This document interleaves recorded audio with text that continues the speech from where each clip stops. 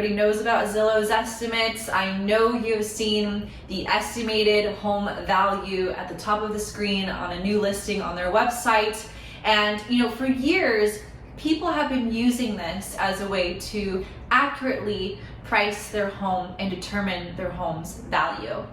And it's really unfortunate because, it's a great concept, but it's not accurate.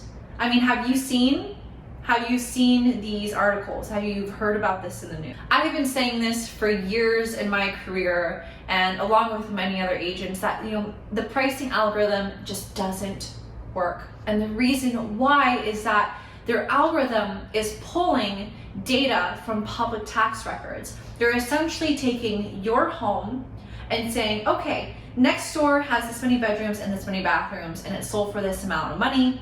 Same with the other next door, same with the neighbors, same with behind you, same with in front of you. And they're creating this average estimated price point for your home. But there, as you may know, as a homeowner, there are so many little things that can influence your home's value. If you made upgrades, if you bought new appliances, if you changed the roof, maybe you did a whole new sewer line. Maybe you added an ADU in the backyard and the square footage is not reflective on public tax records. You haven't done an appraisal. So many little things can influence your home's value. And that's why it's essential for an agent to do your pricing. But we know the market. And the way we look at comparable data is by sifting through every single sale, every single picture, and considering all of the data that is being provided for us to then make a holistic decision on the range of what your home's value is. So what I'm going to do today is I'm going to run you through exactly how I run comps.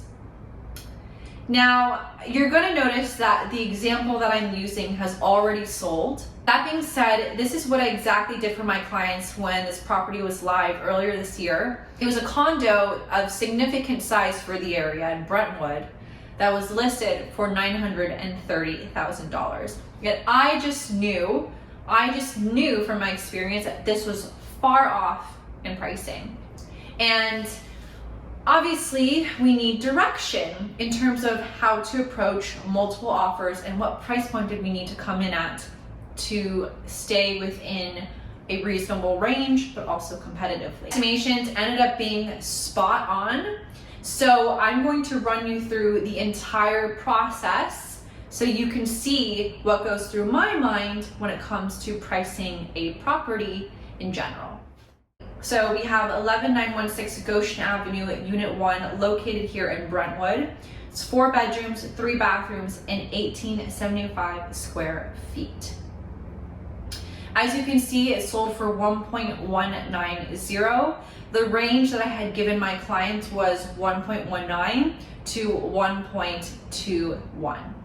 And we were pretty close, considering that the home was listed at $930,000. Now, of course, this is typically done on a home that has not been sold yet, that's off market, or that is active and you're writing an offer as a buyer and you need to know what range to come in at. The first thing that I'm going to do is I'm going to open up my MLS and we are going to search for condos because this is a condominium. You can never compare a condominium to single family, vice versa, same with income properties. You have to stay within the same category because obviously a condo is priced differently in value than a whole lot of one home. So once we go into the MLS, the first thing I'm going to do is we're going to take our subject property's address, throw that into the search bar, and I'm going to create a radius. And we're going to look at the area that we are comparing. Obviously, you can't compare a unit that's a mile away. The market value of one area and a mile away could be significantly different. In Brentwood, for example, one street over, you can have properties worth 2, 3, 4, 5 million, Across the street, it's 25 million. So LA is very tricky in that sense. You have to stay within a certain range. Now we're going to look at coming soons, active under contract, pending, sold, and we're going to go through, let's just say the last year, just to see what information that we have. Okay, we are going to look at bedrooms and bathrooms and square footage. This is really important. So you can see we have 4 bedrooms. So for here, I'm going to put between 3 to 5 bedrooms as comparable. Bathrooms, we have 3 bathrooms, so I'm going to put between 2 and 4. And then we have 1875 square feet. So I'm thinking probably around 1,600 square feet to 2,000 square feet. Next thing we're going to do is we're going to zoom in to this area that we have here.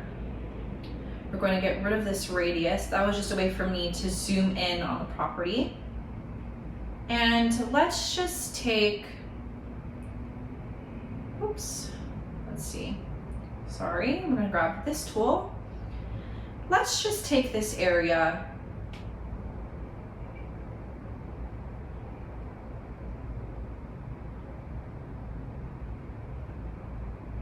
For example, we're not going to cross Barrington. Let's see. Let me move this over. Great. Okay. So we're staying on the side of Wilshire and in between Barrington.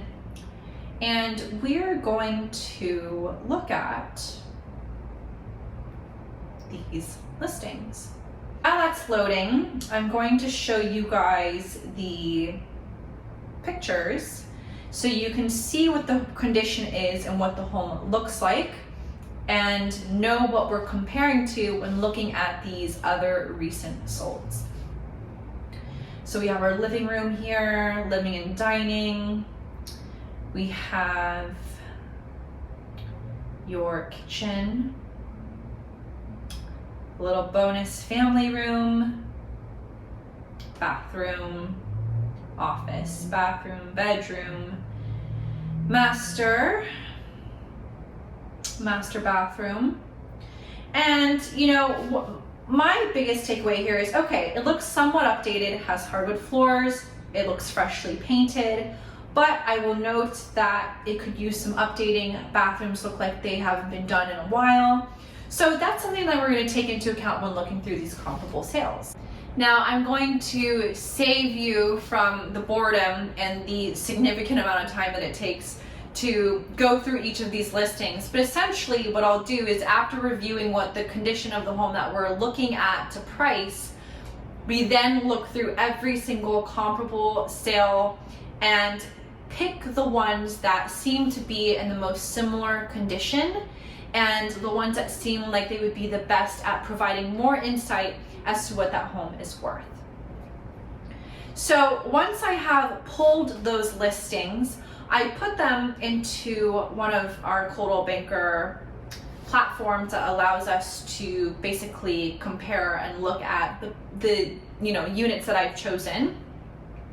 So as you can see here, these are the ones that I have selected. We have 6 sales. We have, let's see, we have 3 on Goshen, 1 on Darlington, and 2 on Kiowa. And they are all, as you can see, within a similar size and bedroom and bathroom.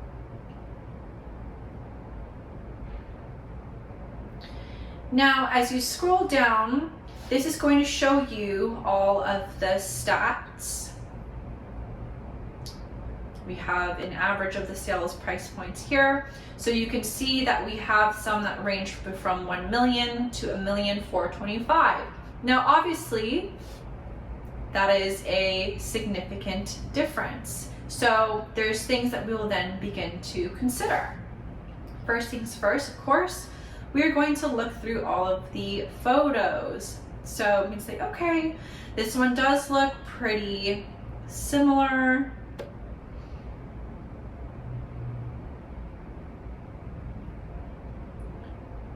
You know, honestly, it reminds me very much of the unit that we were just looking at. Then we'll do the same for this unit here. Sorry, they're not loading. My Wi-Fi connection seems to be a little sticky right now. But you get the point. I start looking through every single photo and we take into consideration, okay, what is the most comparable? Which home is the most comparable? We then look at the home averaging here. So you can see the average price point is 1.245 essentially. But one of the things that I like to consider is the price per square foot. So we can see here that we have a range between low 6s up to 700. And oftentimes what I'll do is, if these are pretty much really comparable, of course there is a range in square footage. So we can see here 700 plus 686 plus 657 plus 658 plus 651 and plus 609. 1, 2, 3. Divided by 6 leads you at about 660 for price per square foot.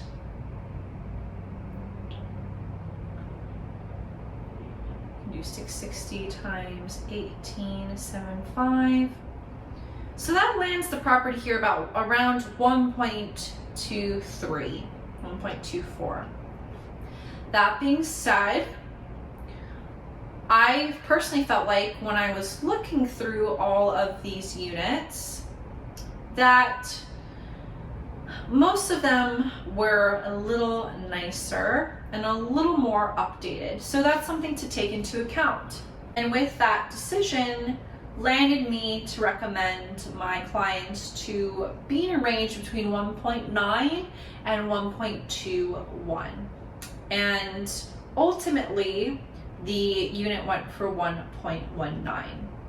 Now, I did speak to the agents during this process, and they did receive actually multiple offers over 1.2, but they did an extensive background check with all of them and speaking to the lenders, each one of their stories, if it's an owner and user or an investor, and somehow ended up with 1.19, but honestly, I think it could have gone for a little bit over. But essentially, that is the process that I as an agent take when it comes to pricing a home. So I hope that was helpful. If you would like me to do this extensively for your home or a property that you own that you're thinking about selling and need a pricing estimate, give me a call, send me an email, send me a text, whatever is most convenient for you. I'm happy to run comps for you, prepare this presentation for you so you can see the most reliable data.